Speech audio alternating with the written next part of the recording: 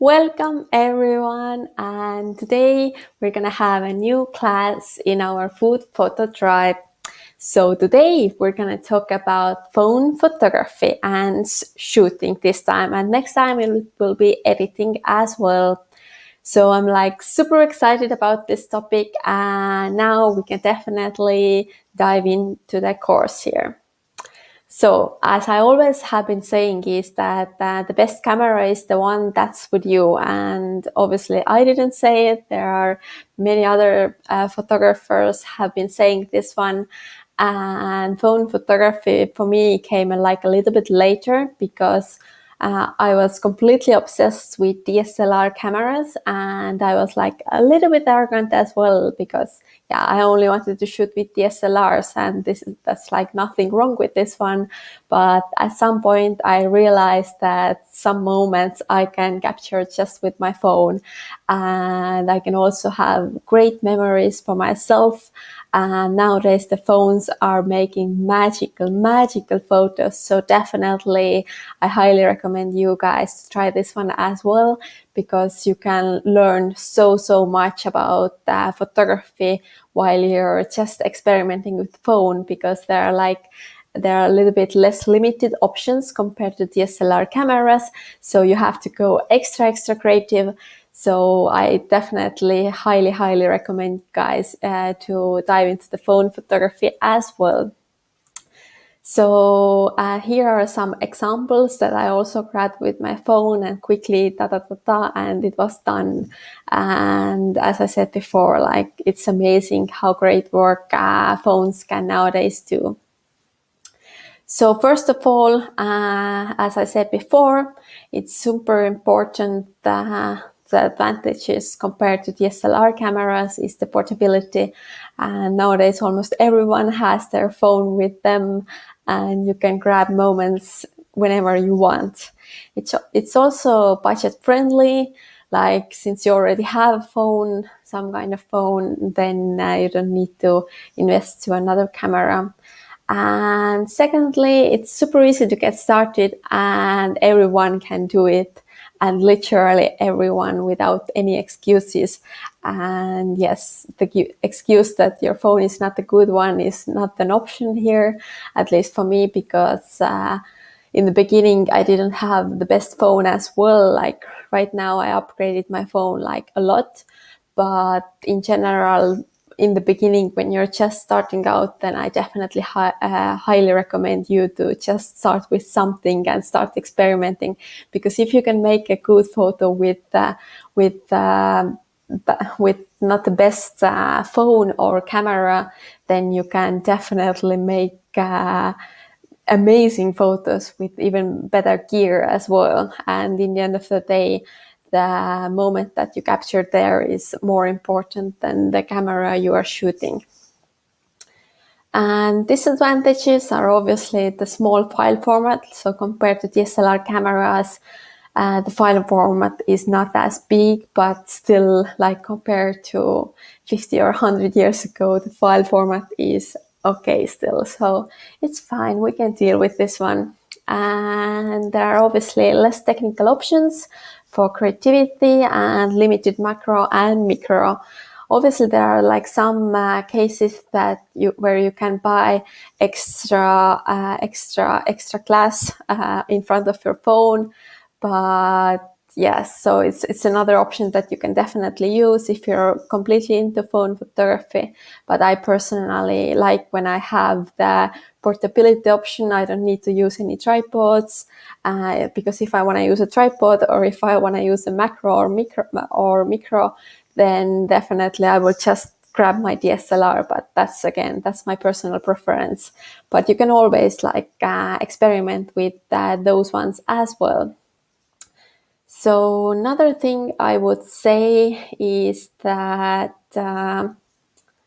equipment. So as I said before, as long as you have a smartphone, this is amazing. And as we can see, then most people, or most of the people at least, have already a smartphone. And another must-have is Adobe Lightroom phone app. It's a free app as well, and I personally have the I have the one where I pay for it, but again, they're like when you're just starting out, then the free version is fine as well. But if you want to have some extra features, then the paid version. And optional is tripod or selfie stick. And these ones are, yeah, if you want to go like a little bit upgrade your photography skill. But again, like I personally still like to capture many of phone photos just by hand because it's super easy to use. And the whole point of taking the photo with phone, at least for me, is that it's portable and I don't have to mess around with tripods. But again, that's a good option here. Now we're going to talk about a little bit about technical things. So once we get through this one, then we're going to jump into more creative and interesting stuff. So for me personally, the technical stuff is like not that, like I'm not that excited. I like the creative part, I like the composition, I like the styling and these ones. But again, like, so if you're hanging there and if you're similar with me, then hold on there. We're going to get to the exciting part, especially to the end. So keep watching and keep learning. So as I said before, I personally use Adobe Lightroom phone app. And there's the option that you can shoot RAW files on your phone as well. So if you have used DSLR cameras before, then there's always, you almost always shoot RAW. And this is one of the features that I realized quite late, that I can shoot RAW in my phone as well. So this one was completely mind-blowing for me, and I was like, whoa, I can shoot RAW. And obviously the reason why you should shoot RAW is that you can edit more and the file format is bigger, so more options. And always more options is sometimes better. So what you have to do is that go to a Lightroom app, start taking a photo, change your settings to Pro and choose the format PNG instead of JPG. And this is a super easy option, and yes, you can experiment with RAW files. Another option, if you don't want to dive into the RAW files, then what you can do is that you just understand the different modes that cameras has. So depending on what you have, like Android or Apple, like both cameras have different modes and options, and they give a really, really nice overview and options there that are pretty good as well. So for example, let's take an iPhone model example here, and here you can choose different modes. So photo, square, portrait mode, ultra wide, night mode, and deep fusion. So for me, the most change I personally find was that once I started to use the portrait mode. So this is the mode where basically you focus on the main subject and the background usually gets like blurry and you get like a more sharper edges there. So definitely like check these ones out, and it's super, super exciting. And again, with manual mode, this is the one that I was talking about before as well.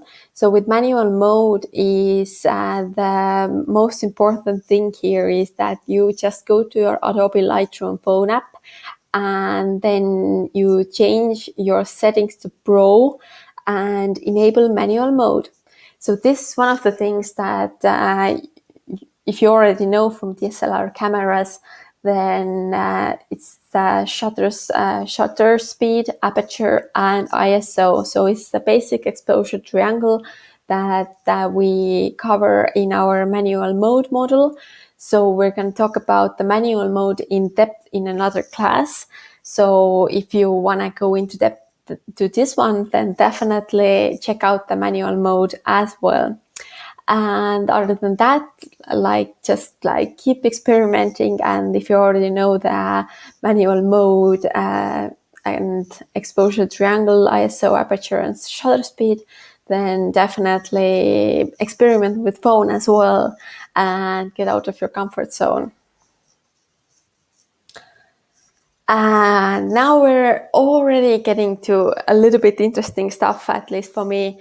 And this is light. And light, oh my God, this is one of the super important things that I remember when I started. I didn't pay attention to that as much as I do now, because I was messing around with my settings and trying to understand how to take the photo in manual mode. But once I started to notice the light, I started to understand how important that is. So definitely pay attention to the light and start learning the light and start noticing the light.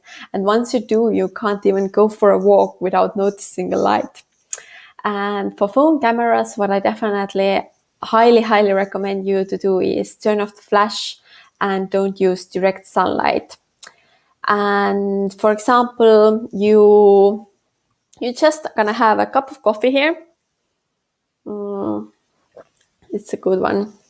And then, for example, you bake the beautiful cake and you just want to make a super nice photo with your phone. And because this is another thing, like if the photo is good, then it doesn't make any justice to the cake, for example, as well. Like the cake sometimes in offline world like looks even more beautiful than the online world if you don't know how to shoot it. But if you know how to if you know at least a few tricks, then you can upgrade your photography skill like next level. So what you have to do is that grab your cake and bring it next to the window. And this one is a super useful tip in general.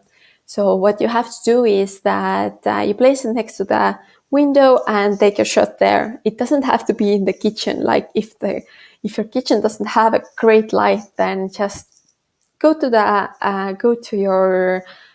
find a nice window in your house or home or wherever you are, and place it next to the window and then take a shot there. And another option is that this is like a little bit next level, is that you can manipulate the light. So here you can use the DSLR techniques, and you can use, for example, cards or reflectors or even white sheet, or even, for example, I'm wearing a white jumper right now, and this one reflects white and light in general to the cake as well. Or for example, you might have white walls and you can use this one as a reflector as well, or just take a white paper and put it next to your cake and make a shot then, because this one is going to make a pretty good difference there, because it's going to reflect the light to the food. And yes, this is a super important topic. Don't use Zoom on your phone. Use your feet. Like, please, let's not be lazy and just get closer, and if possible, obviously. But with zoomed photos, they look flat, cut off, and even detached. So in other words, you lose the quality, and the quality gets super bad, then you can't do anything. So let's be healthy, let's move and just move closer instead of zoom. And this is another thing that is important for phone cameras, is that your camera have to be steady. So you can use two hands, and when you breathe out, then usually your hands shake less. And if you have super shaky hands, then yeah, you just have to invest to a small tripod. So definitely. Or what you can do is always lean your phone on a steady table or something steady or other suitable thing. But this is also like a little bit tricky, like the phone might fall and then you might break it. So be careful with this one. And for example, here are some case studies. So here I shoot the figs next to the window, and I got like a super soft window light, and luckily that day the it was like pretty much cloudy, and it was like a natural soft box outside. And here's another option, is that low light conditions, you might need to use a tripod. So this one I took in Portugal. There was a huge fish stores where were like almost like 100 different sorts of fish. And there, yeah, the light wasn't great, but I saw the composition and I saw the frames there, and they were like super colorful and nice. So I just wanted to capture this photo. So this here I used a tripod, but again, not the flash. And now back to the little bit technical stuff. So definitely before every shoot, clean your lens. It's super important. Or if you don't have the special wipe, then just you can always use it's not the best option, obviously. Like if you have better options and you have the special cleaning napkins, then definitely use those ones. But if don't, then just clean your lens with, I don't know, a shirt or something like that, because this one makes a huge difference. And also you have to calibrate your touchscreen as well. So here's a quick introduction how to do it. I'm not going to read it. You can read it yourself or check the slides later. But this topic is also super, super important, because the whole point of this one is, for example, you make a photo, you send it to me, but your phone wasn't calibrated. It was underexposed or overexposed, and my phone is calibrated, so I see the phone the photo that you send me like much brighter or underexposed. So this is definitely a topic that like just check this one. Like different phones have different settings there, but definitely Google your phone and find out how to calibrate your touchscreen especially. And now we're getting to super exciting stuff. So some basic composition techniques. So I'm not going to cover all the composition techniques, and we're going to go in depth about composition and food styling in another class. But here I'm just going to touch briefly the basic composition. So definitely if you shoot with phone, you don't have to forget all the composition techniques that are well known in photography, and especially the people who use DSLR cameras quite often use. So definitely use the same composition in your phone photography as well. And the most well known is, obviously, I'm pretty sure you already guessed it or you watched the slides, and this one is rule of thirds. And it's super, super simple. So what you have to do here is that you break your photo into 9 equal squares, and then you place the subject along these vertical lines or to the sweet spots. So for example, here the pizza is in the sweet spot. And this one makes sure like the composition is quite balanced.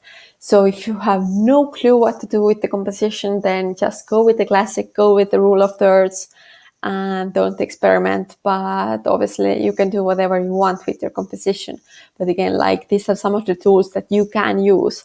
And especially with phone photography, you can easily set that grid, that base 9 squares in your phone as well, and you can use this one and then make your photo. So just take this one, and on the screen there's those 9 equal squares, and you place your composition just about right, and you don't have to make any cuts later. And you place the subject to the intersections, to the sweet spots. So here, this one is the pizza. And another composition technique is negative space. And this is, again, like super, super simple, but so powerful. Like sometimes I forget about it, and then I just like tell myself to get back to this one. So here what you have to do is that you have to look for gaps around the main subject, just to leave some breathing rooms and to make sure that the main subject is in focus and is the hero, obviously. So here, for example, the negative space is here around teacups. And then, like the backdrop here is whole, like negative space. And this one, again, like this one makes sure that the main focus is on the tea.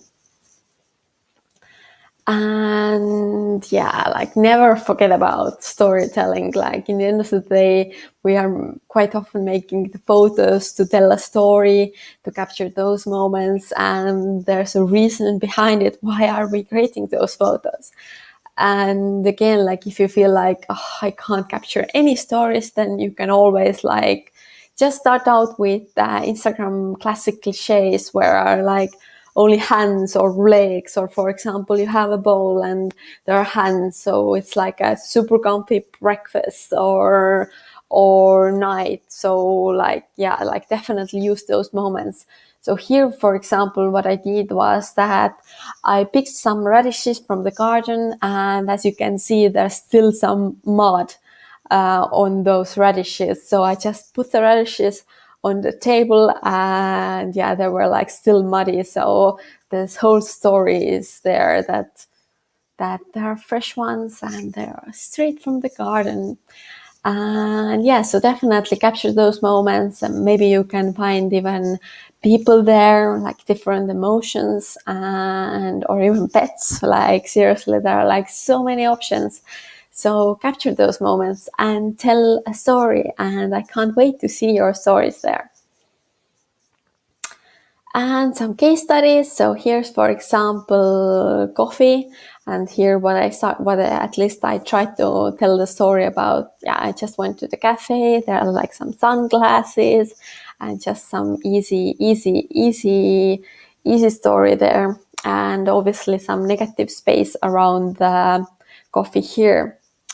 And then another thing that definitely what you can do with composition is that you just fill the frame. So here I was making a salad with, it was with another group member, and we were just in the kitchen, like cooking and photographing, and it was in a retreat. And then, I just had like few, not a few minutes, but a few seconds, like I just saw the composition there, like just salad in the bowl, and like the bowl wasn't the most prettiest one. So what I did was that I got close and I eliminated all the distracting elements which was bowl there, and I just filled the frame with those wedges. And this one, oh my god, this one is like so powerful thing, and this is the color wheel. So definitely, even if you're only shooting phone photography, or you're just shooting phone photography and you are inspired by this one, then you can still use basic composition techniques, and this is the color wheel. And you can go to Adobe Color CC to find some inspiration, and you can even analyze some of your favorite photos. Or you just have to choose the color harmony between basic color palettes. But again, like the color wheel in general is one of the things that we dive deep in our composition technique. So definitely like check this one out later. But here, with your phone photography, what you can do, for example, company sends you a product and the product is red, and you just want to capture a super nice like photo with a great composition. So what you can do is that you go to just Adobe Color CC website and you play around with the color wheel, and you find like matching colors in your house, like for example something blue, like a blue plate, and then you make the composition there. And now I'm just gonna quickly show you the website as well. And this is like a super powerful stuff. So here what you can do is that you just go to Adobe Color CC color.adobe.com, and then you choose different like monochromatic, triad, complementary. Okay, for example, complementary, and then you can just like play around with this one. And it's like, oh my God, it's so fun. You can like find some inspiration and just find something that speaks with you as well. For example, you have a beautiful pink product, like let's say like dragon fruit powder, it's quite pink one, and then you find like green leaves next to this one in a smoothie bowl, and then you use just neutral backdrops. Now let's go back to the slides, and here are some more case studies where you can see that I have also like captured these ones with phone. Again, like I was in a retreat with a group of remote workers, and there we just prepared the lunch or some food, and obviously I didn't want them to just wait because they were all hungry, because with DSLR camera, the setup for me at least personally takes a little bit time. I want to like make a super nice setup like next to the window and like place everything just like super precisely. And here what happened was that obviously everyone wanted to eat quickly, so I just grabbed my phone and took a quick photo, and this one didn't take me long and people didn't have to wait. And yeah, just like a super simple overhead shot and you're done, and then just like some editing straight in your Lightroom phone app. And now we're done with phone photography shooting. So next time we're going to talk about phone photography editing, and I'm going to show you the Lightroom phone app. And this is like super, super exciting. But I hope everything was clear and it was useful. But again, like if you have any questions, then definitely pop them down in the comments and we will get back to you as soon as possible. And I can't wait to see you in the next session. Thank you.